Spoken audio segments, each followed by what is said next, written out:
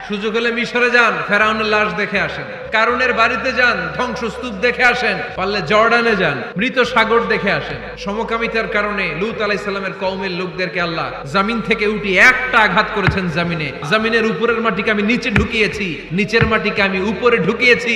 উপর থেকে শিলা আর প্রস্তর বৃষ্টি নাজিল করে পুরো জমিনটারে আমি মাসাকার করে দিয়েছি। ওইখানে এখন ডেড সি, লোহিত সাগর, মৃত সাগর। ওখানে কোনো মাছ জন্মায় না, কোনো কাঁকড়া জন্মায় না, ব্যাঙ জন্মায় না, কিচ্ছু জন্মায় না। লবণের ডেনসিটি, ঘনত্ব এত বেশি, ওখানে কোনো মানুষ ডুবেও না।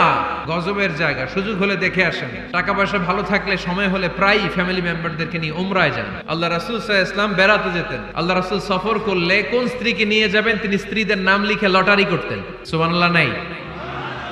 নবদম্পতি যারা, পারলে তোমাদের হানিমুনটা উমরায় সেরে ফেলো। স্বামী স্ত্রী দুইজনে মিলে মক্কায় চলে যাও। আল্লাহর ইবাদত, আল্লাহর ঘরে সিজদা দিয়ে নতুন জীবনটাকে নতুন ভাবে শুরু করো। বরকত দিবে কে? তাহলে ঘরে বা ফ্যামিলিতে সুখ সমৃদ্ধি নিয়ে আসার মাধ্যম হচ্ছে আউটিং এ যাওয়া, মাঝে মাঝে বেড়াতে যাওয়া।